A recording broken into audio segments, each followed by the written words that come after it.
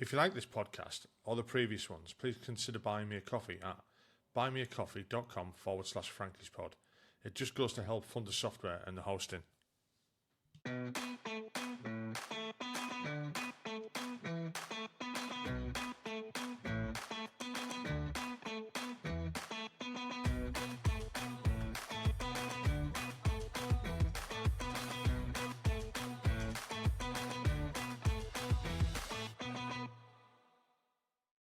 Right, I'm talking to Craig Douglas. Craig served with the Royal Artillery for when he's going to tell us, because I forgot to ask him beforehand. Hi, Craig, how are you doing? Not too bad, mate. Yourself, you okay? Yeah, I'm good, mate, I'm good. So, welcome to the podcast, and again, as I said to everybody, thanks for doing it. You know, if it wasn't for people like you, I wouldn't be able to. So, it's the same 5 questions that we ask everybody. So, if you just want to give us a quick overview, or not quick overview, you can take as long as you want, of where you grew up, why you joined the army, what it was like, why did you leave, and what have you done since? So if you just want to start off with where you grew up and why you joined the army. Well, I was born in Cambridge, with Ely. My dad was in the RAF, and so I was a bit of a pads brat, really. So I was getting pulled around from pillar to post, really. Spent some time in Germany. Where else did I go to? Yeah, County Durham, hence the accent. I was going to say, there's a bit of a swang there. I've got a bit of a. I hear when people call me a Geordie, he's like, "What the fuck, really?" I don't think so. Like, oh, he's a Mackham. Yeah, that's better. Yeah, just south of Sunderland, about 5 miles south of Sunderland. I was brought up basically in that area, really. I know that area. I'm from Hartlepool. Yeah, Merton. Yeah, just west of Seaham Harbour. Yeah. Hartlepool. Yeah, I used to have a girlfriend from there. That was Blackhall. She used to come from Blackhall. Just north of Hartlepool. But anyway, so I was brought up in Merton, which is a pit village in the northeast of England. It was the mid-80s. We had it was the miners' strike. There wasn't really much work going on there. I went to college in Peterlee. Didn't do very well. I just flunked all my exams. It's school. I even put jokes in the mock exams. So I just didn't take it very seriously at all. And I heard some friends of mine had joined the army, the Marines. I thought, well, I'd give that a shot. So I went to, I think it was Horden ACIO, the Careers Information Office in Horden, and went there. And the first thing he asked me was, "What do you want to join?" I said, "I want to join infantry." And he said, "Fuck off! You're going to join the infantry, mate." Because they'd just done the barb test. He said, you can do something a bit better than that. So, so I thought, well, he said, try the artillery. So I thought, well, what the fuck's that about? So, yeah, okay, I'll give that a shot, the artillery. I remember telling my dad that as well, and he wasn't very happy with me. He thought I was going to go RAF, like he was, because he was RAF. So, yeah, joined the artillery down in Woolwich. That was in 1990. Yeah, it was a bit of a culture shock, that was. Yeah, going on a train. Yeah, the thing is, I've never... been away from home, and it was like the first time you'd been away from home on your own. It was on my own, on my Jack Jones. Yeah. It was like, even trying to get through the London Underground was like, what the hell's going on here? It was like a deer in the headlights, you know what I mean? But I was just following other people who had Bergens on the back, so I was just following them. I followed this one guy.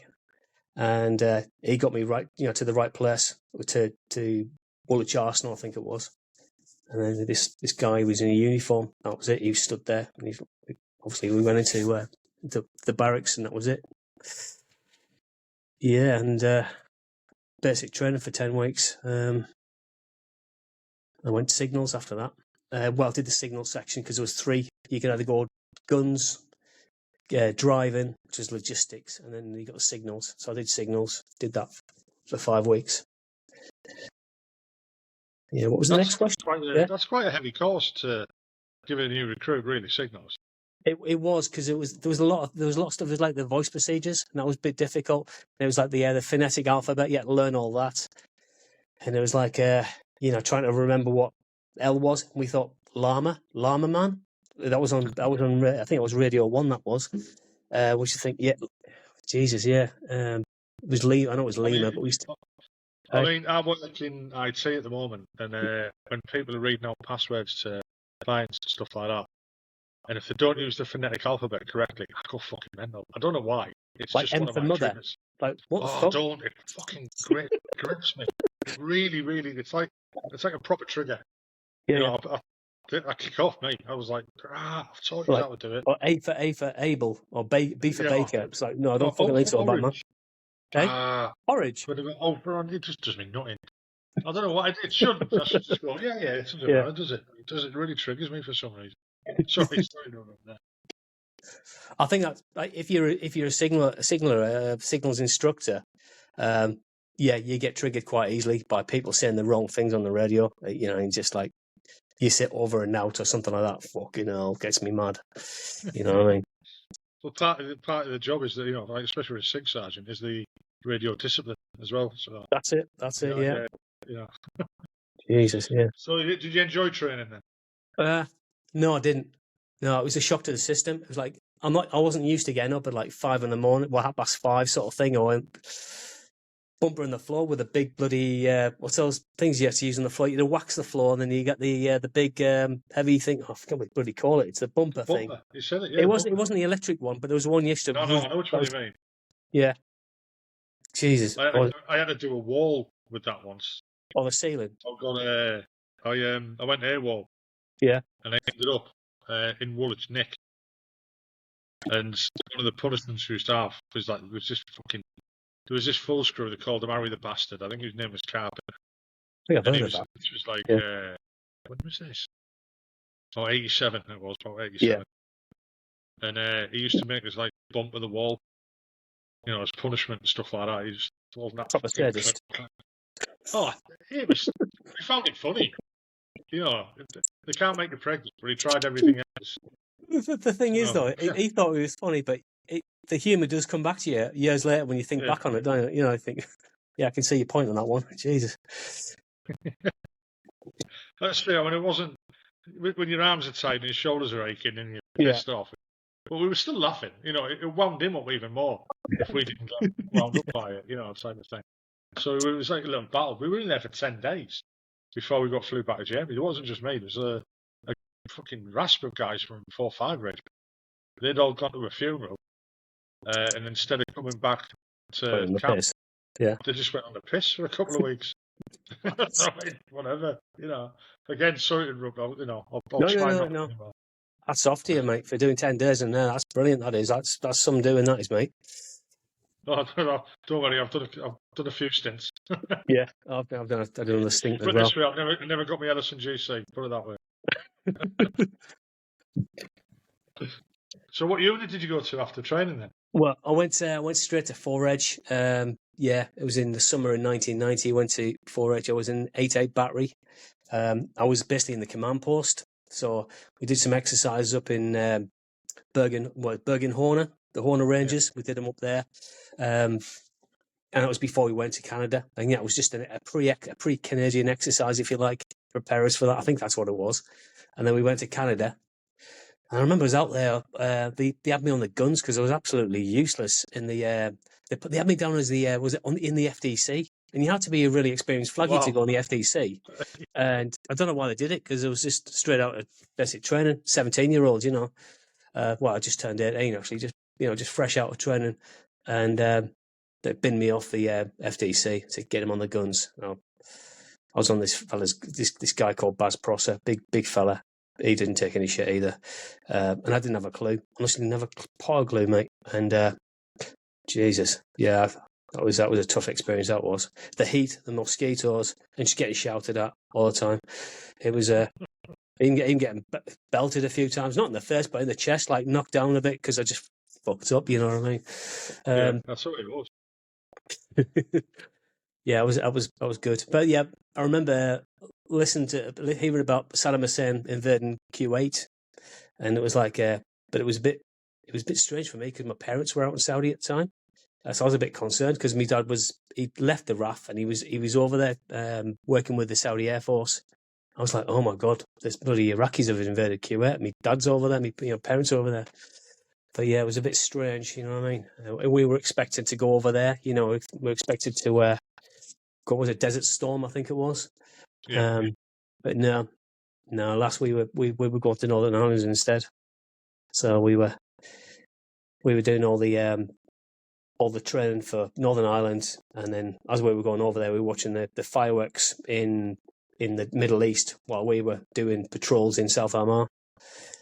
So it was a bit of a bummer. I mean, hey? I was in the first Gulf as BCS, and you probably have more enjoyment than we did. Walking on there. But again, it's a completely different thing in an island to something like that. Yeah, I mean, and you get jealous of missing out on stuff like that, because that's what you train for. Of course, yeah. It was like a conventional war, isn't it, rather than asymmetrical in Northern Ireland. You got the four. Yeah. I mean, there was one story I heard about the Gulf. I don't know if it's an urban legend, and I think it was somebody from the artillery, but it was like they were in a trench, and then there was some rockets or shamulis were fired out, and there was a firefight up ahead. And then this guy got out the trench and he started raving. He thought it was a rave. It's just like he was dancing away, and it was just it was just mad. I've not heard that one, though. No, I don't know. He might have been on his EpiPens, mate. Maybe, yeah. I don't know what it was, but yeah, I heard that anyway. It made me chuckle that when I heard that. That was brilliant. But yeah, Northern Ireland. I've interviewed guys from Fourth Reg who were there at the same time as you, or they got there just after you. And basically, all you did a lot of was Canada, Ireland, Canada. Yeah, that's it. That time. Yeah, yeah. We did have guys who'd went to the Gulf, and then they come back. I think it was the radar operators, the Cymbeline operators. They came back, and they basically joined us. I think I'm sure they did that. You know what I mean? They came back and just bolstered our numbers in Air Battery when I was with the Air Battery in Bestbrook Mill, and they just come back from there. Yeah. But yeah, it was a proper good tour. I enjoyed that. It was a helicopter tour. It was a bit different, getting choppered out into the fields and all that, and just out you go and do your patrols and stuff like that, and whatever you have to do. Did you have any incidents with that? Not really. There was one. Yeah, there was one. It was basically some dude decided to throw a grenade at a checkpoint, but he dropped the grenade. I think it was Red Hand Commandos, which is a very small Republican terrorist group. Dropped the grenade, picked it up, and it detonated in his hand, so it was like an own goal. So his fingers were left. Right. Yeah, definitely. Yeah. We were chuckle about that, you know what I mean? But yeah, he went off the hospital, and the IUC caught up with him, and obviously found out who it was, minus his fingers. I think it's you. Well, could have fingerprinted him anyway. Yeah, he could have done. Yeah, that was it really. That was the only major one we had out there for Air Battery. Was that. But no one was hurt. No one was injured. It was just that was it. I think one of the other batteries had a mortar attack on their plane. I think it was Keedy that had a mortar attack on it, but nobody got injured. I don't think anyone got injured or hurt in that one. So we were relatively lucky, really. But yeah, it was a good tour though. Enjoyed it. So then after that, back to Germany again. Back to Germany. Yeah, back to Traz. Yeah, it was Traz, wasn't it? Yeah, but the thing is, you said it's Traz, like Osna Traz. You couldn't get away from it.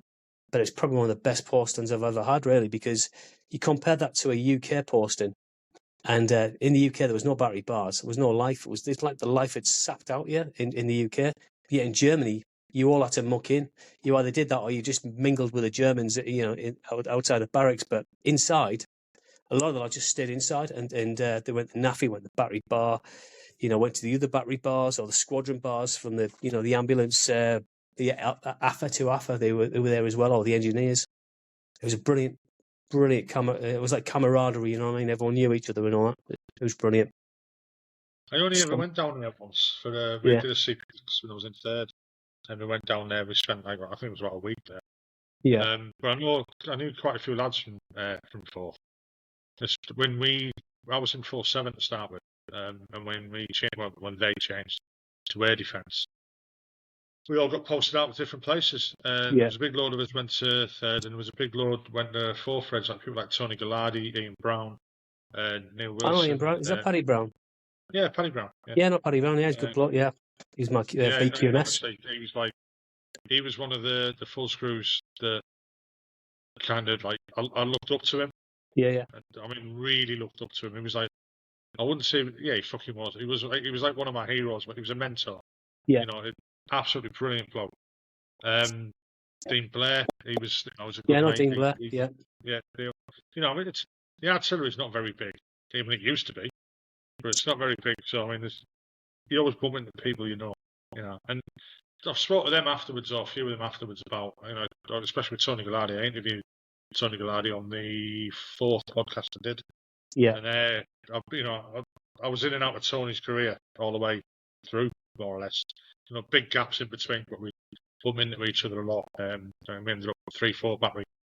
He was my TSM, not the TSM. He was the tug of war manager for the team we had then. He got us out of the shit quite a few times.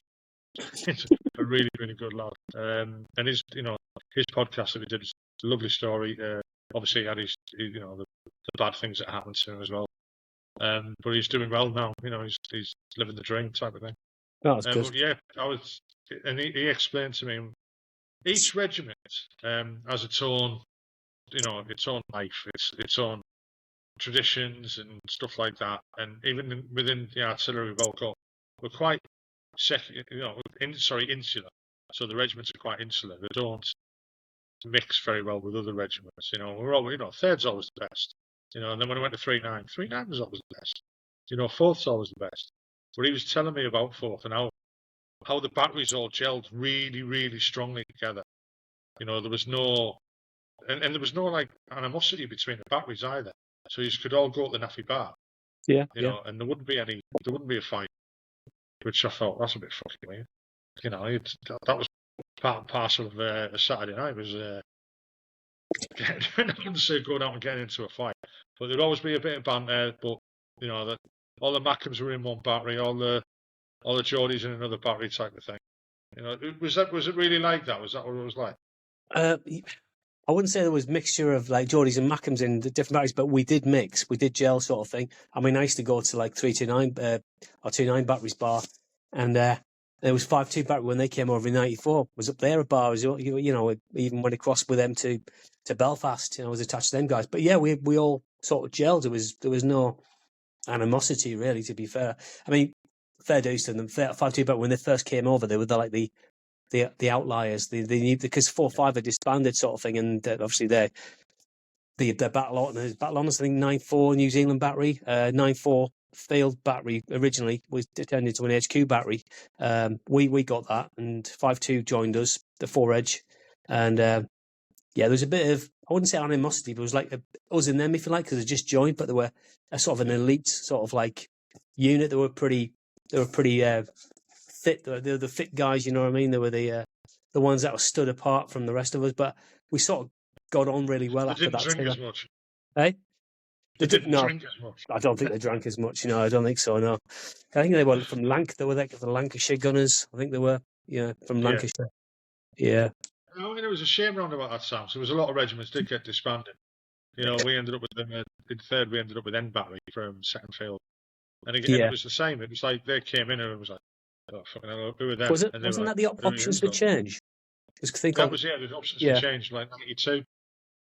I mean, you said like 2-9 battery there. That became 3-2-9. So the 3 bit, that's it. Yeah, the 3 was from 3 battery, which is what I was in with Ian Brown. Yeah. We were gutted when that happened. Like really, really gutted. We had a CEO at the time who said, "Don't worry, lads, you'll be all right. When I leave here, I'm going on the board who picks the regiments." We were like, "Get in, Thorney Island, hell of a posting, regiment's safe." Next thing we know, right, use lot. Do you want to be air defenders? Use lot are too thick. Fuck off to another regiment. Oh, right, okay, bye. And then battery's gone. 4 battery or 4 Sphinx battery got. Their name went to 473 battery. 3 battery went to 329 battery. I don't know what happened to 3-1 battery. If anyone knows who's listening, let me know. No, I mean, it was crap, but it was. I remember doing 2 selection courses. I did one with 7.3 battery in '93, as it was then 7.3 battery. That was in Dortmund. That one, West Riding Barracks. I remember doing that one, and obviously because I didn't pass that one, I did the second one in Catterick. It was a 4.7.3 battery. That was in '94. But that was after the options for change, wasn't it? Yeah. That was crazy. So what made you go for that? I just wanted That's to, what it is. I wanted to do something different and something a bit more, I don't dare say it special, but special, yeah. Well, I Yeah, I mean, just they thought, were. Nobody knew about them. what's You that? know, when you said you were going for like 7.3 Barry, you'd see things on orders about like this special OPs thing or this troop, but nobody knew about them. It wasn't like advertised or anything like that. No, there was. I mean, I didn't know nothing about them. I mean, originally, I think they were just like it was a troop thing with the heavy regiments, and they would be deployed with them guys, and they weren't battery level. They were troop. I think they were troop levels. With is it 3-9 heavy? And another heavy regiment. They went up with them guys, and they would be in Mexis, and they'd be dug under. The Mexi would be like a container, and they'd be shitting in cling film and pissing in jerry cans and stuff, and waiting for the Russians to roll over, and then report on the what was passing over them. I don't think the life expectancy was very good, to be perfectly honest. But yeah, that was what they were meant to do, I think. That sort of evolved. They turned the amalgamate into a battery, I think, and became 7.3 battery and attached to, is it 5 reg? Yeah. I think it was 5 reg in Dortmund, wasn't it? Yeah, that was it, yeah. But yeah, I decided to give it a go and give it a try. I got injured on both attempts, so didn't quite make the grade really because of injury, so never mind. So it's back to the regiment. Back to the regiment, yeah. Yeah, back to 4 reg, yeah. That was 90. It was after the Belfast tour, yeah. I tried the second time. And then we went to we were told we were going to Bosnia in 95 because I was part of a radar troop. I was a Cymbeline operator. So I did quite a few jobs prior to that. That's probably why I was promoted late really. I did signals in 90. And I became a clerk in 92, an artillery clerk. Thought that was shit, didn't like that. And then I became a radar operator after that. That's how I started my career off. Left junior leaders, then went and done the all arms. We did the first all arms clerks course at Worthy Down. Yeah. Yeah. I got sacked within fucking hell. I didn't even do 8 months, I think. They just went, oh shit. And I got sacked. I got in with the wrong crowd in the regiment. All the old guys in the HQ out here were on a piss every night. I thought I could keep up. And I couldn't, and I just got in the shit after it, and they just went, right, you're not a clerk, you're going to a gun battery, and they found the biggest, hardest fucking bunny crew to put me on, and that was like, I never looked back. It was the best thing that ever happened to me. You know what I mean? It was phenomenal. I love being on the guns, but being a clerk, I thought it was going to be an easy life. It's fucking not as shit. No, I remember doing. Was it part of Waters Clark with a big. It was like a computer. They had this computer called Pampas, and it was like fucking Pampas. What fucking stupid. It's like 1 megabyte of memory. It was like the size of I don't know. It's fucking huge. It's like massive. 1 megabyte. I remember I had to do the orders through that as well, and I remember I accidentally demoted. Remember the guy called Baz Prosser? He was originally he was originally a bombardier. Then I don't know what I'd done. I did something by accident. I demoted him down to Lance Bombardier, and he was the biggest, hardest bloke ever. And I remember him coming into the office complaining about it. I thought, shit, and I just hid from him. I thought, he's going to kill me, this guy. You know what I mean? Kiss myself, Jesus. Because I knew it was my fault. Because I dealt with all those things. I used to put the orders through on this like big floppy disk, and it would go off to York. I think it was York. I think it was. It was crazy times, that well. And I remember changing my religion. I remember that address. RM Records, Full Barracks, YO14HD. Yeah, I've just said it as well. YO14HD. 40 years ago, Jesus. Yeah. Wow. Oh my I remember God. postcodes as well. Remember the one for Darlington? DL7N10, 7MP, DL10 7MP or something, and there's one for Salisbury Plain, SP48QT was the Salisbury Plain one for I think that was that was for school. Yeah. I think that's what that was. Larkhill actually. Fucking hell. Many things you remember. I don't even know what I was doing 5 minutes ago. Never mind bloody postcodes. Yeah, I know. 30 odd years ago. YO14HD. Yeah. YO14HD. Jesus. Yeah, bloody hell. So what was next for you after that then? Well, yeah, went to Sarajevo as United Nations. Remember doing that. We were Oh yeah, I think we were in the TV2 building at the time, so we would man the two of the Cymbeline radars. One would be at one end of this city on a fort on top of a hill, and another one would be near the airport. So we would sit in there and just read wank mags, bloody smoke, drink coffee. I don't know, just anything like that. It was boring, but we did that, and it was interesting. I say it was boring and interesting, but it was just nothing happened. It was just you'd hear lots of machine gun fire in the background and a couple of explosions and shit, and that was it really. There was Kate Eddie, she was on the scene. I remember she was there. And there was a guy called it was a bloke here with a limp. He was like he was a reporter, Martin Bell. He was there as well. Yeah, I remember him as well. We used to throw snowballs at him up in the fort. I remember Kate Eddie asking for some stationery and getting told to fuck off. She's not getting anything. You don't want air hanging around you. No, you don't. She's bad news. She's like a bloody Black Widow, that is. You know what I mean? If you see her, you know you're in the shit. You know, especially after Tiananmen Square. Jesus, yeah. Yeah. No, I did it too with 19 Reg, around about the same time. Well, Yeah. Mount Igman. We had a radar troop. I don't know if they were at the same time as you, or you took I remember going over Mount Igman in Vabs, in French Vabs, to get out of there, to get to. I don't know what we were doing. I don't know what we were doing because I remember taking up. I remember driving from Split to Sarajevo. And it took about like 10 hours, 10 hours in a vehicle. And then I remember flying out there to Split. It took like half an hour. No seat belts. You were just standing up, and at landing, you were just holding on to the day of life. I was mad. And there was. Do you remember Maybe Airlines? No, it was like a stamp they'd give you, like at the Sarajevo airport, and it was the UN sort of airport thing, and it was Maybe Airlines. Maybe we'll take off today. Maybe we won't. We just don't know. You know what I mean? And that was the stamp we used to give you. But yeah, that was it was interesting times. That was like but I remember. Yeah, it was a weird old like predicament that it was in. You know, it's stuck with me forever. You know, I mean, some of the things I've seen over there, and some of the things you didn't see, but you knew would happen, but you see in the aftermath. Yeah, you know, I mean, they're the things that stick in your mind. Srebrenica as well. I mean, we were there I think we'd left just before that happened, or it was during the time. It was June, I think it happened in '95. We didn't, we think, Jesus, that really happened. You know, it was like World War II massacre of like just lining them up and shooting them down. You know, it's like bloody hell. It was happening all over the place, and it was, yeah. You know, I mean, a couple of things that we got involved in. You know, it's for another story, and it's one of them things I don't really like to talk about. No, I don't know. I mean, we were there with 19 Reg, and 19 Reg changed to multinational brigade. You know, blueberries came off, normal berries went on, and they fired. You know, and we part of the dating agreement was forced because of that same thing. So it got quite interesting then.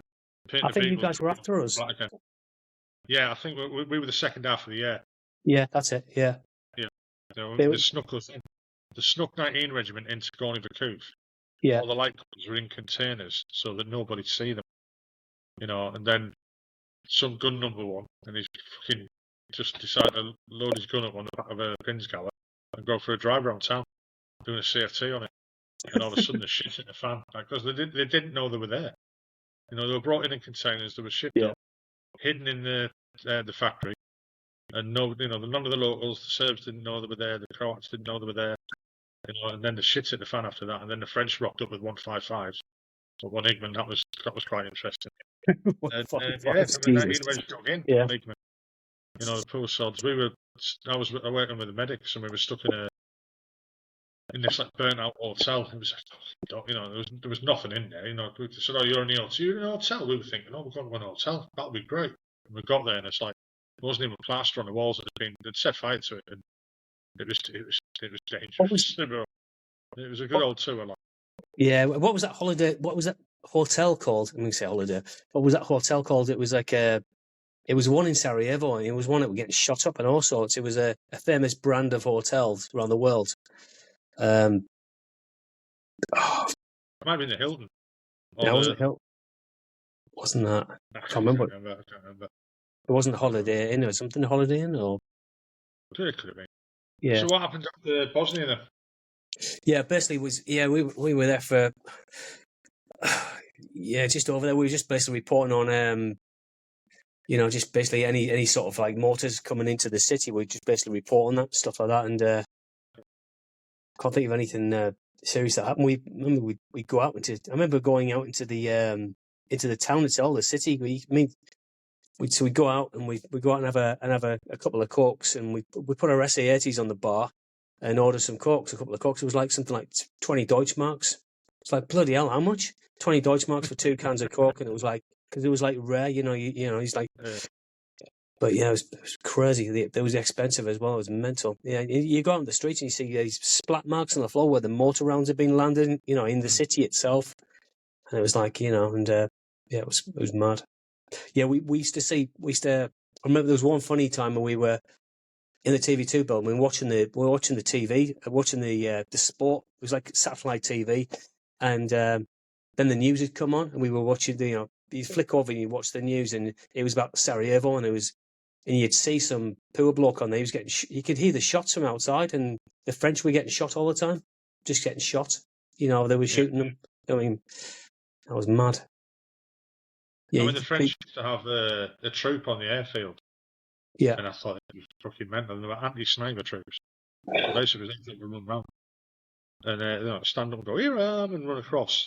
And then see if the snipers would take a shot. And then you had the French snipers on lookout waiting for their snipers. So if they got shot, they would shoot back. Yeah. We were, like I said, we nipped down to Sarajevo. And like you mentioned then, walking around the town or walking on the city. We were thinking, it's a war zone. And we were allowed out. Because we were visiting. Yeah. So, and we could go out for a run as well. We'll get you a Land Rover down to town. You can have a walk around. We went around, had a pizza, had a beer. Yeah. It was surreal. It was odd. It was not blinded at you. You're like, you're walking around in uniform with a weapon, a blue berry on, and the locals were like, they didn't even bat an eyelid at you. No. This is fucking weird. It was weird. It was weird. Yeah, I remember the just out in front of where we were stationed. There was like a TV2 building. There was a huge like dual carriageway, and then beyond that there was a marketplace. And you'd think they'd be selling like fruit and veg and all that sort of stuff, but they weren't. They were selling like bits of plumbing and drain pipes and bricks and bits of metal and anything from the houses because they had nothing. That was pretty sad. Just people trying to sell stuff, and it was like it's mad. Yeah, it was the closest thing to the Second World War, and it happened in the 90s, and it's almost forgot about. It's not that long ago. But it's almost forgot about. I've mentioned it to guys at work who were a lot younger, and they know nothing of it. And you're like, what do you mean? When I wasn't, one of the I wasn't born. I was like, thanks very much. Made me feel much older. But this happened. There was concentration camps. There was ethnic cleansing, and this was in Europe. I was about to say those two things, and you think the last time that happened was probably they would say it was 1944, 1940. No, it happened. It was in the 90s that was happening. As you say, concentration camps and ethnic cleansing and systematic, shooting of mass, lining them all up and shooting them. It's just like it's just mad, isn't it? In Europe, yeah, and like I say, it's just almost forgotten about. And in 10 years' time, Ukraine will be the same. Or maybe it's 15 years' time. It's probably still going on in 10 years' time. But 15 years' time, that'll all be forgot about. It's just the way it is, I suppose, in the end. You can't dwell on everything forever. But it just seems such a shame that, all the heartache and, the pain that was caused for nothing, really, for nothing. It was greedy people in the end, who wanted land, who wanted power. And it was just for nothing. All the thousands of people who died. Yeah, and there's one film that stands out for me. There's a film called Savior. And that was set in the night. That really stands out for me. That does, and I thought, that sort of sums it up, really. Yeah, I've never finished that film. I can't watch it all the way through. It's pretty graphic, isn't it, and painful to watch. Yeah. So what happened after Bosnia then, when you got back to Osnabrück? Well, it was my sort of dark days after that. It was basically just alcohol fueled. I didn't do much really after that. It was like, it was sort of a dark period. and the army career really, I just went downhill right after that. Yeah, I was sort of single. I was flitting out, just shagging anything that moved really. Yeah, then It's great I to think that now. yeah, and then hit 99 and the Kosovo happened. I mean, I did some skiing in between. Then I did some skiing between tours of skiing, if you like, as biathlon, and that was the fittest I've ever been, really, to be perfectly honest. I went to, I think we learned how to ski in Switzerland. It was brilliant. It was proper good jolly. That was like 2 to 3 months. It was. Piss up was really good piss up as well. You're up in the mountains skiing with a rifle on your back, little 22 Anschutz, I think that's what it is, one of those little biathlon rifles, and you're just doing that, and then we finished that, and you come down to Osnabrück, which is about 100 meters above sea level, rather than a kilometer, and you do a BFT, and you beat the PTI in, and the PTI is not happy with it. You've done you did 7 minutes 45, you just like whiz in there. It's like wow. Yeah, it's the fittest I've ever been. It was brilliant, really good time that was. Yeah, I did a ski instructor's course, which is a bit of, and I thought that was the same as an alpine ski instructor's course. And I did that, so I thought I'll give the alpine ski instructor's course. I've done a Nordic ski instructor. I'm a Nordic ski instructor. I should be able to do alpine ski instructor. So I did that a few years later, and right at the very end, the instructor goes to me. He says, "By the way, you shit, mate. You shit." He says, "Yeah, you just got your bronze. You got your bronze, mate." He's like, for fuck's sake. He says, "Yeah, you got your bronze, mate." He says, "I thought I was going to fucking pass. No, you bronze, mate. You shit." So yeah, it's different. Downhill skiing, you might think it's easy, but it's not. It's more. Apparently, it's more difficult. It's a bit more finesse in the alpine skiing. You know, fucking hell. So yeah, I canned that one. I just said I'll stick with Nordic. Thank you very much. But yeah, I did that. I did that in '99 and came back from there. I was wondering why people were looking at maps of Yugoslavia, former Yugoslavia, like like the southern end, like Kosovo and Macedonia. Like, what are you looking at maps of these for? I didn't have a clue. I wasn't even looking at the news. I was just enjoying myself so much. I wasn't even paying attention to Milosevic and Pristina and and Kosovo and stuff like that, and the ethnic cleansing with the Albanians. Yes, he said, "Oh, we're going to Kosovo." It's like, oh, great, here we go. So I was at 6 months in Kosovo. Wow. I never did Kosovo. I was at Lark Hill then, doing an ARA. So I missed out on Kosovo completely. So I don't really know a lot about what happened and what the role was or anything. I think Milosevic was being a bit of an arsehole to the Kosovo Albanians. He was doing some nasty stuff down there. It's basically just a lot of them were getting killed, and there's a lot of burnings and ethnic cleansing going on. So we just said, right, enough's enough. We amassed our forces in Macedonia, a place called Skopje. I think that's the capital of Macedonia. We're just outside of there. So we're there for about 2 months, I think. We're just getting ready, doing exercises and stuff, and the various air forces were bombing basically selected targets in Kosovo, and obviously the Americans lost a patrol. They went near the border and they got nabbed. And I remember I was in the headquarters and somebody said, "Dad, that'll be on the news tomorrow." And I was on the news, and the guys were getting paraded in front of the cameras, and they'd been beaten up, not severely. They can walk, and they were just like being beaten up, sort of thing. And yeah, that was a bit crazy. That was, but yeah. And then we're crossing the border, and you had all the camera crews on you as we were crossing over. It was like we're going to get killed here. There's going to be mines everywhere. We're going to get shot at. It's nothing. It's just people cheering, throwing flowers at the 432s and the vehicles, and all that. And so yeah, that's got to give you a good feeling. It was brilliant. They were saying NATO, and throwing, saying, "Oh, the dog's bollocks," and it was brilliant.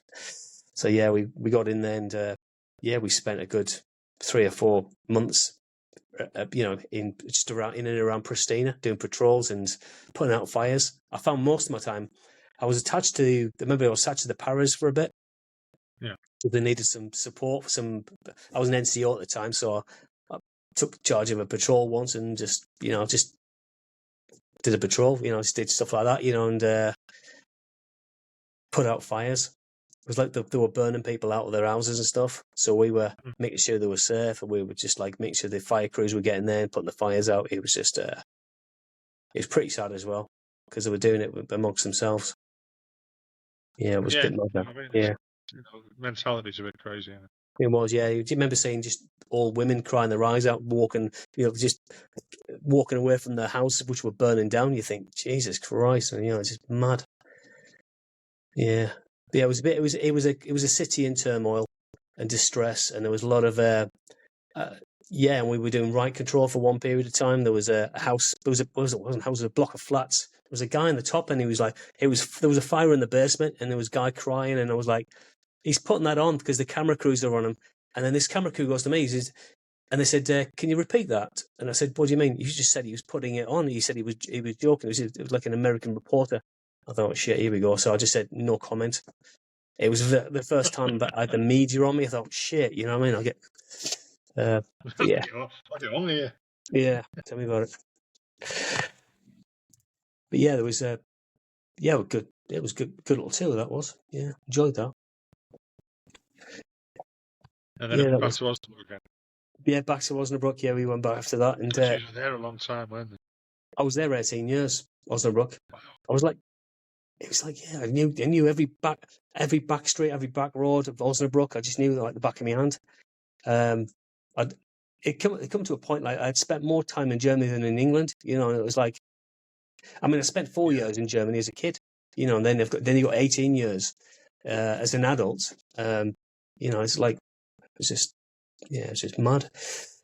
But yeah, I'd say it was one of the best times of my life, really, to be perfectly honest. So I did that and went to Northern Ireland in 2003. Did that tour. It was it was 2003. That was it. Yeah, got married as well. Got married in the May. I got married to her.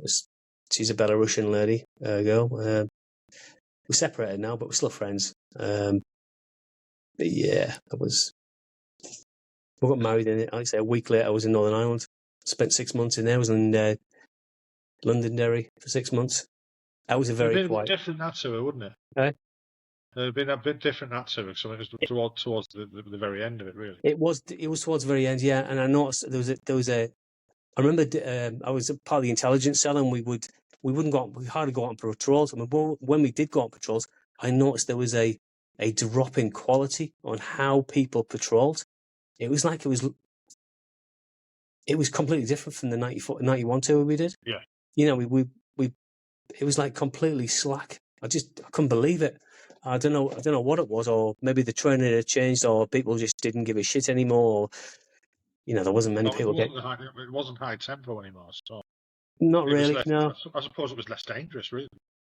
Yeah, I say so as well. There was nobody killed in those 6 months from our regiment, So it was just, it was pretty quiet, to be perfectly honest. There's nothing going on. I was like, what the fuck? I was just in briefs all the time, intelligence briefs on characters and people, personnel, being Republican or loyalist terrorists, so we'd be doing that. That's it, really, There wasn't really much to talk about that tour. I mean, the best tours, I think, for Northern Ireland was the Belfast tour in '94. That was a brilliant tour. It was a bit dangerous as well. We had a few people injured on that one. That was the '94 one in Ardoyne. It was a good tour, that. But the Londonderry one, it was just quiet. It was like pretty non-existent, if you ask me. But yeah, I mean, we were doing that as the second Gulf War was kicking off. It was like the first Gulf War. So the 90 wars you were in. Yeah, I mean, I know the 91 was in South Armagh, and then the 2003 one, I'm in bloody Londonderry. Like, pain in the arse. Did it? Like, it's like they planned it. But you got your chance, didn't you? Because you came back from there and went almost straight out, didn't you? Didn't you do Optelic 2? Sorry, 2 or 3? No, we did Optelic. We did one it was October 2004. We did. Right. Yeah, and that was a bit tasty, that wasn't it? I remember. No, that wasn't tasty at all. The one before that was tasty. That was the Mahdi army. Muqtada al-Sadr and he's Shia. I think they were Shia. I'm sure they were. They sort of like had an uprising. they were pretty pleased that Saddam had gone, but they just wanted us out, the coalition out. Yeah. So they went ballistic, and we managed to quell it. And then we went over there in October after all that had finished. Because we were watching it, we heard about it, and we thought, shit, we've got to go back. We've got to go there. We're watching it. Jesus Christ. But yeah, what are we ourselves in for? eh? So what are we let ourselves in for? I know. I was like, shit, what's going on here? We're gonna get mullered out when we get out there. Mullered, yeah, that's the right word to use, isn't it? Mullered. Yeah. I went up there. I was part of the SSR, social sector reform, and so what we had to do was go out and make sure that the Iraqi police, their intelligence cells, were operating effectively, and they were a pretty funny bunch. They were like this one guy thought was James Bond. He used to comb his hair over. He used to wear a suit all the time. He had a pistol and a hip holster. It just looked like a complete dickhead. But he honestly used to turn up. It's like, fuck, so who are these jokers? You know what I mean? Yeah, that was the Iraqi sort of intelligence sort of cell. Crazy. Yeah, they couldn't trust any of them. They couldn't, and they had their special forces with their massive blue. I think they had purple berries or blueberries. They would like. They had purple uniforms, but they were like special forces. It's like Jesus Christ. I mean, they were just, it was crazy. Who's trained these guys up? They all went to shit again afterwards, didn't it? They did, yeah, they definitely did that, yeah. I mean, that was a very quiet tour, to be perfectly honest. We had a couple of suicide bombers go off. They obviously killed them all. So, yeah, they were successful. They killed themselves. I think somebody got injured. They got burnt slightly, but not too bad. And that was it, really. Nobody got killed. That was it, really. It was pretty boring tour, if you ask me. Like, yeah, the Optelic tour. Mind you, the best tour I did was afterwards. It was like it was 2006. It was Cyprus. That was tough. It was tough. It was a tough one, that one. I even got a medal for that one as well. I was a canoe instructor in Ayia Napa for that one. I don't know how I managed that. Dodgy. On my liver. It was drinking all that Keo. That was a nightmare. Jesus. Yeah, fair enough. I never did it. I never did a UN tour in Cyprus. Yeah. I did my Carter course there in '95, but I never did a UN tour. I missed out on it. I got offered one, but I'd just come back from Iraq. So they said, "Do you want to go up there?" And I was like, "No, I'm literally just got here. I've got the 39 regiment." They were just about to go up, and I'd literally come back from Iraq, and they went, "Do you want to go to Cyprus?" I was like, "No, fucking don't. I literally just come back to it. No, thank you." And I'm glad I did, because I mean, I don't think I'd be here now. The story I heard of people in Cyprus, and you thought it was a drinking culture in Germany, but it's holiday time, it's party time, isn't it? It is, yeah. I mean, we get up. I'd be up there. How did you end up with third then? Sorry, before you got there, did you go out to Herrick? Yeah, we did. Yeah. Yeah. So that have been very different to what you. It was, it's probably the most violent tour I've done to date. It's probably the most violent one. It was pretty tasty. That one was. I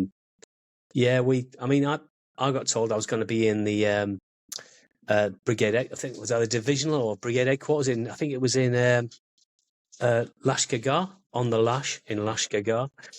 So I was expecting to go there, so I had me duvet packed and all that in the MFO box. I had some books in there. I even had slippers as well. I even bought some slippers and I put them in there as well and all that. Brilliant. So off it went, and they said, Sergeant Douglas, we've one of the gun batteries needs a firing sergeant. I says, what the fuck are you coming to me for? And they said, well, Sergeant Douglas, we think you'd be the best person for that. I was like, oh, for fuck's sake, here we go. So I got attached to a gun battery, 97 Lawson's Battery Company. It was one of their Hislop's troop. That was it. I was in Hislop's troop, so I was the firing sergeant for that. So I was doing some training for them guys, and then I went to, obviously did Herrick, went off, went to Camp Bastion, and then we just went out for about 3 or 4 days. I forget where it was. It was in Gereshk. It was just north of Gereshk. We were just outside of Gereshk somewhere. We were just there, and we were there for about 4 or 5 days. I remember we were there, and then we came back again, and that was it. And then we were there for about 2 days, and then we got told, right, you're going to go back out again. This time you're going out for like 5 months now. This is your full tour. You're going to go to a place called Fob Inkerman. I thought, Inkerman? He says, yeah. He gets the nickname Incoming. Oh, for fuck's sake! I just didn't need. I didn't need that. You know what I mean? So yeah, we prepped that evening. I says, we need to leave at 1 o'clock in the morning because by the time you get to Gereshk, it's going to be like it needs to be still dark because there was a suicide bomber. Unfortunately, there's a suicide bomber threat. Unfortunately, and somebody from 19 Reg got killed the year before. Yeah, you know, yeah, he got. I think he got killed in that city itself. We were told we had to get there while it was dark, just to lower the threat. We were still there at 5 or 6 o'clock in the morning, trying to sort the comms out, do this out. I thought, geez, and then we set off at 7 in the morning. It was daylight, so we set off and we went through hustle bustle of Gereshk. Like, oh, here we go. You know, we got through it fine. You know, nothing happened. Thank God for that. And yeah. We've spent about 3 months just outside of Fob Inkerman while they were preparing it, and we were in this alcove of mountains. We were there for a bit with a gun troop ready, you know, just prepared. So we spent about a month there, and then went into Fob Inkerman with 40 Commando. 40 Commando were there, A Company. Yeah, we were there for about 4 months. Was that light gun? Was it? It was light gun. Yeah, we had 3 light gun. For a while, one got knocked out because it got hit by I think it was some sort of like shell. They were firing like I forget what the bloody it's called. It's like an anti-tank round, but they were using it in the indirect role, and they were whizzing it over the parapet of the where we were in, and it knocked out the wheel and they damaged the gun slightly. So it was pretty. Yeah, we were getting shelling quite a bit. So we had 2 guns for a bit, and then we got the new one at New Year's Eve. It arrived in a convoy, so we got a new gun. That was quite good. That, yeah, there was loads of stuff on there. I remember at the start of the tour, I thought I need to write about this. The very beginning, so I started writing every day. So I started writing, and just every day I did about at least I made a target 1,000 words a day. So I did that every day. Yeah, so I carried on doing that, and there's a book out about it now.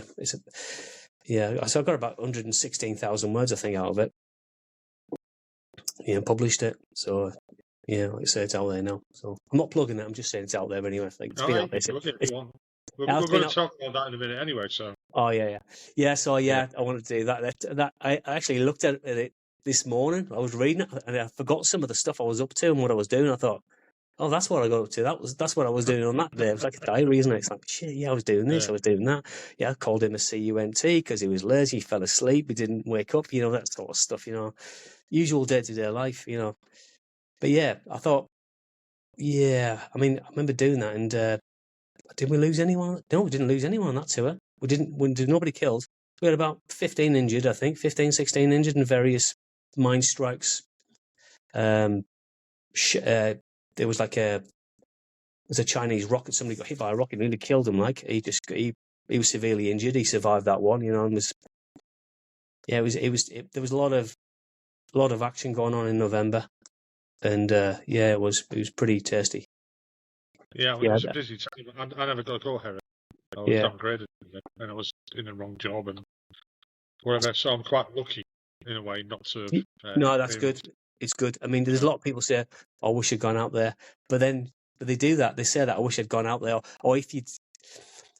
Oh, there's a lot of people who volunteer for things and they wish they never, you know, because it does messes with your mind. You just you don't need that shit. You don't need that baggage. You just don't need it. Yeah, but you don't appreciate that at the time. No, you don't, because you're young and you're daft and you're invincible. You don't think that's going to affect me. You don't even think about it. You don't think about the future and stuff like that. I think that's why we are conditioned for only 22-year service, because you get to 18 to 40 and that's it, and then it's cut off after that point. You think, well, your body's fucked as well. Eh? Yeah, your body's fucked. Yeah, your body's fucked. You proves your mind probably. You think, well, you're not used to anyone now. You just there's your immediate pension. Thank you. You know, fuck off. You know. There's a lot of discussion that we've had on the podcast about the end of service and how it just stops and how hard it is to move into Civvy Street and to adjust. Yeah. You know, and it does take a long time. It took me without even realising, this took me years, absolutely years. I'm not fully adjusted yet, anyway. So Yeah, I after think you said you'd moved to 3RHA. I So did. how did Yeah, that come about? basically our regiment was what's it called? Arms plotting, I think it was from Osnabrück. Osnabrück was closing down as a garrison sort of thing. Well, our unit, we did like the Freedom of Osnabrück parade or whatever it was, or the last parade, and it lashed it down as well. For that one, just pissed it down completely. Proper torrential rain. Anyway, that was the last ever parade, and we buggered off to England, and we got the option to volunteer if you wanted to go to any of the units that was staying a bit longer. So I said, yeah, definitely, because my wife at the time, she was, I mean, we liked Germany. We were sort of Germophiles. We just loved it. We loved the place, the culture, the Bockwurst, the Bratwurst, that's the currywurst, we love that sort of stuff, and the German beer. So yeah, we got third of which year. We were chuffed to bits. That was it. That's what we did. We went up to So how did you find the difference between the two regiments? Because they were very different regiments. They were very different. Yes, they had a different way of doing things. I mean, I was a signal sergeant in Forage in the HQ battery there. And it was, I don't know what it was, because I don't know whether it was because I hadn't been on an exercise with them as a signal sergeant, and if I had, it was somebody else was doing the job or the role. I don't know whether it was. I mean, I wasn't a very experienced signals sergeant, to be very honest. It was mainly intelligence cell sort of thing. I didn't have that much experience behind me because I was mainly Cymbeline and intelligence cell rather than, full on signals. When I went to third, it was all on you. You were the signal sergeant, and you were expected to do the Bowman digital stuff, and all the. I didn't know. It was all. I didn't have a clue. I honestly did not have a clue whatsoever. And I got put on a 3-month warning order. I was on the first ever exercise in 2009. I was expected to get the regiment up and running on comms, everything. I didn't have a clue. I was like deer in the headlights. I was like, what the hell's going on here? What the fuck's going on? And so I think it was you got the SMIS and you got another one. This is a Sergeant Major Instructor Signals. He took over sort of thing. The Wokeless. Yeah, and they got the CIS. They took over. He said, Dougie, go over there, just make a fucking brew. He says, we'll take over. And they took over and they just did everything. They knew what they were doing. You know what I mean? Okay. And the BC wasn't happy with me. He says, right, I'm sorry, but I'm going to have to put you on a 3-month warning order. I said, okay, no worries. And they put me on that, and welcome to the regiment. Yeah, basically that was it. Yeah, and I thought, this is shit. I says, I wish I'd never come here. But it was lack of experience. It was a lack of experience. It was that grounding you have. If I'd stayed with 88 Barry as a flaggy on the command post and stayed all the way through, I'd have probably easily done that, the job of signal sergeant. But I hadn't. I'd left as a clerk, and I did radar. I did Cymbeline operator. I did Incel. I squandered quite a few of the years just being on the piss all the time. But if it's a big word in it, it's only 2 letters, but it's a massive word. Yeah, it's just the way it is, isn't it? But yeah, I could organise adventure training. I could do that, and I could run. I could run a BFT, and I can organise adventure training. That's one thing they said. So that's all I was doing, organising adventure training. I was the BTO as well. Battery training officer, I could do that as well. Yeah. And Incel, I could do that as well. The signal sergeant, no, don't give that to me. Give that to somebody else. Yeah. So how did you gel in there then after? So 3-month warning order, obviously, you didn't. Yeah, to be fair, the battery commander, he wasn't nasty about it. He was a bit. I don't know whether he was surprised or wasn't surprised. He just said, but he was all right. He was okay, I suppose. Major Snodgrass, he wasn't too bad. That's his real name, by the way, Snodgrass. Yeah, he was all right. Yeah, wasn't too bad. But yeah, it's not a bad regiment. Obviously I'm biased, so yeah. No, I think it's brought its traditions. It has, yeah. I mean, I've been with him 3 years by the time I'd left. Yeah, I thought I got on. Yeah, I got on well with people. Yeah, people like me. I like them. Yeah, we got on well. Yeah. So you left in 2012, was it? 2012. I've left. Yeah, I left. I went to 14 Reg in 2011. It was October time. Moved to a place called Rugby in Warwickshire. it's in the centre, in it. So we just thought we'd go there. And obviously, I'd do 2 days, I think, 2 days in Lark Hill, and the other 3 I'd do as a part-time job, health and safety for a pharmaceutical firm in Northampton, as work experience. So I'd do that as well. So that helped with your transition into Civvy It Street. did, yeah, that's what it did, yeah. We're quite lucky with that, yeah.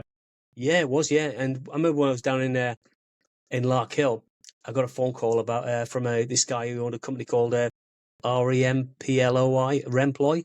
I have to say that right because it sounds like Rent Boy, but it's Remploy. Very different job. Yeah, very different job. Yeah. And he said, if I wanted a job with him, I says, yeah, I can, but I'm still in the army. I said, I'll have to work for you for free until my contract runs out in May 2012. He says, yeah, that's fine with me, rubbing his hands together. So that was in Coventry. So I did that. And this guy was ex I think he was ex-engineer, he was a captain, but he was the factory manager. So he took me on board, and I did health and safety for him until 2013. Yes, that was a good little thing. You've eased into Civvy Street quite well there, where a lot of people do. I did. From it. The thing is, I looked at Civvy Street like it was a game of Monopoly, and I looked at it like that, and I thought, this is like, I'm going to start an Old Kent Road here. I'm going to start with nothing here, so I need to build up my empire. So I just started working like that, and just build up, and that's how I did it, and it works for me out here. I mean, I know you get an immediate payout and stuff, and you get an immediate pension. You get your lump sum and stuff like that. But that's in goals anyway. So you think you've got to work on it and work hard, sort of thing, and just go for it. Nothing's impossible. You just got to keep on at it. That's what I found. You couldn't live off the pension. I mean, don't get me wrong, it's a pretty good pension. Really good. I mean, I only left as a full screw. I mean, as we alluded to earlier, I might have been a bit of a bad boy in my time. I was downgraded medically for a long, long, long time. So the proportions for me were never going to come. But I still managed to do 27 years. Yeah. So my last job was working with the RCMOs in 39. And I was ACMS trained as well. So when they did that extension bit, I think it was RT-Log and ACMS. They didn't have enough of them. So they said, they can extend them by 2 years. And I decided, hey, I'm ACMS. And they're like, but you're not doing the job. I says, give me that 684. I filled it in myself. I was like, I'll take this to the CEO shop. Signed it. Thank you. Another 2 years. I was quite happy with that. Sometimes I wish I'd got out sooner. Yeah. But I'm glad I did them extra 2 years. And I still owe the Army a year unreckonable service anyway. So that's why I got my extra thing. So this moves us on then. You're into Civvy Street now. There's the thing I noticed today when I was when I was spying on you, when I was looking you up a bit. That sounds even worse. I was looking you up a bit. Stalking me. Yeah. I mean, I've seen the stuff on Facebook about the punk history things that you do on your website there, and the little stories that you put on there, and they seem interesting. Like I said, I haven't read it all. I've dabbled in them a little bit, but I didn't realise that you actually started an independent publishing company. Let's call it. Yeah. Is that the right word? Or yeah, I suppose it is. Yeah, there's some people like to use the term hybrid publishing. But I started I actually started when I was still in the army. It was a website, and it was called Dougie's World, because my name Douglas, so the nickname Dougie's World, and I had a few people from the UK who would contribute. So we talked about gingers and stuff, and other topics like that, controversial topics. So we just wind people up. So we did that for a bit, and then we thought, well, let's publish short stories. So we did that, started that in 2012. And I thought, well, why don't we publish a book? Publishing books, like a collection of short stories. So let's do that then. So I started putting that together, started using Photoshop. The 2 guys that were with me at the time, online sort of thing, they were working with me, they'd left. So I just did it on my own. And then I started, just kept on publishing those short stories. So I'll get people submitting short stories. I've got quite a few now. I've got on my website at the moment, I have them backlogged. Like you've got these podcasts backlogged, I'm backlogged to November, and like you probably are now, sort of thing. So I've got everything lined up, ready each week to publish short stories, as well as novels and collections of short stories that somebody might have wanted to put together. So, I'm doing that now. So, So yeah, as a off, I mean, obviously it's a labour of love. You're not making cash out of it or anything like that. I'm all up the. I am making a bit of cash. The only cash I'm making out of it is, well, at the moment I am, but as of a month ago, I'm charging now. But before that, I wasn't charging anything at all. It was basically free. Provided the work was good, I was all I asked was that I would take on board the book itself for 12 months, and I'd get 50% royalties. But I've been doing that for like 12 years. And lots of people saying, well, why aren't you charging them? Bloody hell, you're doing this, you're doing book cover, you're doing the interiors. They get to keep that at the end of the 12 months. You're a mug if you're doing that for free. So I thought, yeah, you're right. I've been doing it for 12 years, so I am just charging a small amount. It's not much at all. It's not really much. I'm actually undercutting quite a few people. So yeah, I'm just starting to do that now. Whenever I get a So does submission. it get published into print as well, or is it just online? Yeah, it's print. It's in print. It's also in Kindle as well. In digital format. So I do that as well. In the early days, it was quite difficult. I used to use machine code like HTML. I used to use that. Used to do that and do the covers and put that onto Amazon. It was mainly through Amazon, But the print's quite easy. The print version's quite easy. I use Photoshop to create the covers. I used to do the artwork myself, but now I'm pretty lazy. I use AI now. That's perfect. AI is brilliant. It is brilliant. It is good, but sometimes it throws out some shit. Oh, it does like six fingers and stuff. You have to look at that. Or somebody with a dodgy eye. Somebody who could probably watch a tennis match without moving the head. So you're going to watch the rise, and it's just weird. I've tried using it for the podcast. To publicise it and that. And I've tried a couple of times. And I've just given up. You need to double check everything. You got to double check it, maybe tweak it slightly because you can't trust it. Cannot trust it whatsoever. But it does if you look at it. Sometimes you can tweak it slightly and the results are good. Yeah, definitely. I think it's early days with AI still. It's going to get better. It's going to get definitely. scarily better. Yeah. I mean, some of the AI videos at the moment are quite clever. And it's in my job. I work in IT anyway. Yeah. We've started delving into. I mean, it's mainly support that we do, but we have started delving into AI for websites and stuff like that. And it's a bit hit and miss, but it gives you the bit. Yourself building the website. If you don't know what you're doing, it's quite hard. And I don't know what I'm doing with websites. I don't like doing it. But I'll do an AI one, and then you've got the basis, you've got the building blocks, and going, right. And it's a lot easier to tweak something that's already half built than build them, because I've got no imagination. Of course, no, you can reverse engineer. You can reverse engineer and tweak it. Yeah. And the punk history stuff. Do you want to just touch on that? Yeah, I started that in 2018. There was a colleague of mine, if you like. I've never met the guy, just online. He's an author, ex-military, journalist, policeman, ex-policeman, ex-intelligence intelligence.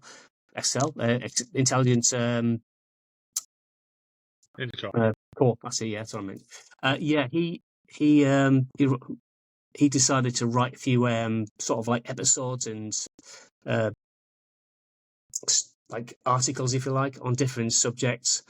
So that was in 2018, 2019. So I put it on there. Created a website. We started doing that.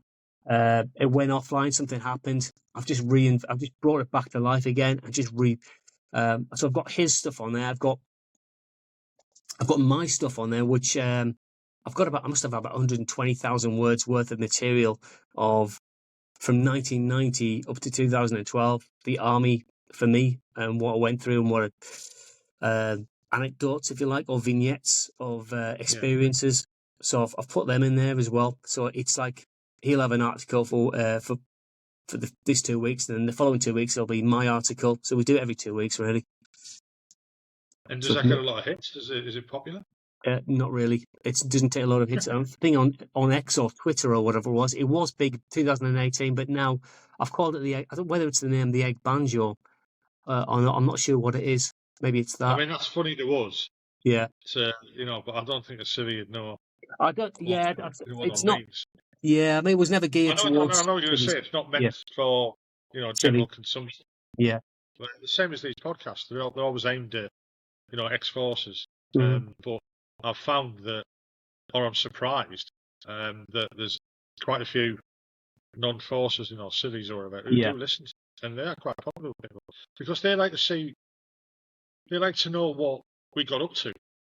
As much as we don't know what they were doing when we were behind the wire, they didn't know what was happening behind the wire, so they don't understand, what our lives were like.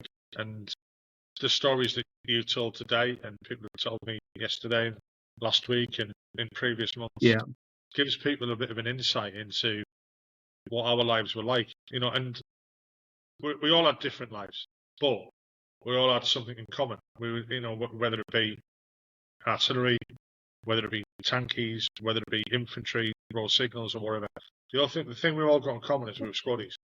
The RAF, we were in the military. The Navy, we were. Well, no, it's not the Navy. I haven't got a clue what they did. I must get someone on the podcast to explain it to me. We all had, we can all talk to each other. We had a common language. Yeah.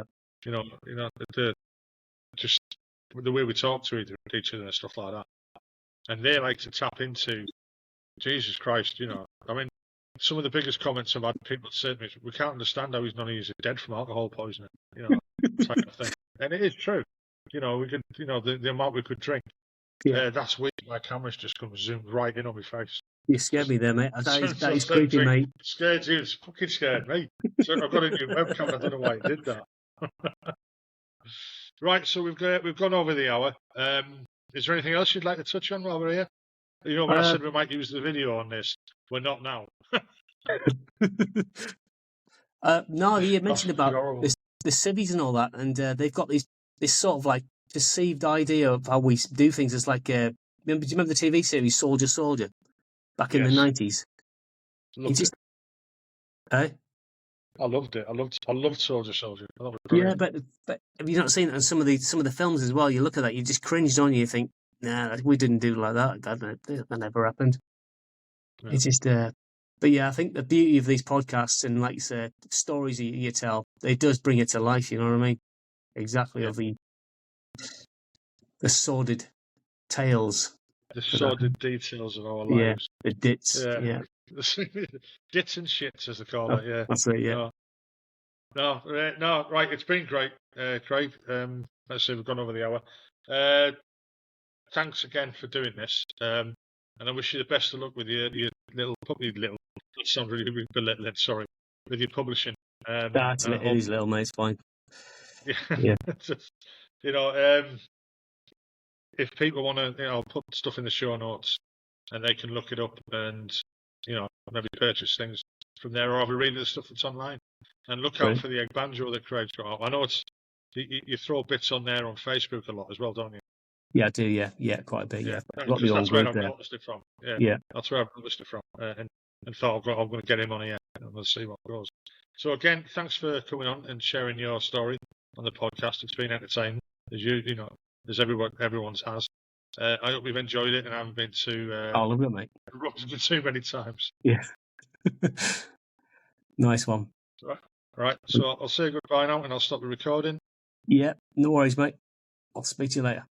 I hope you enjoyed that podcast. I enjoyed recording it. If you could just hit the like button, and also if you could subscribe and hit the notification bell, that would be great, because it'll help the channel grow. The more people will see it, the bigger it'll get, and the more guests I can get on, and the more people I can talk to. Well, I hope you enjoyed it, like I said. Look forward to the next one. Hopefully we'll be out next week as normal. Bye-bye now.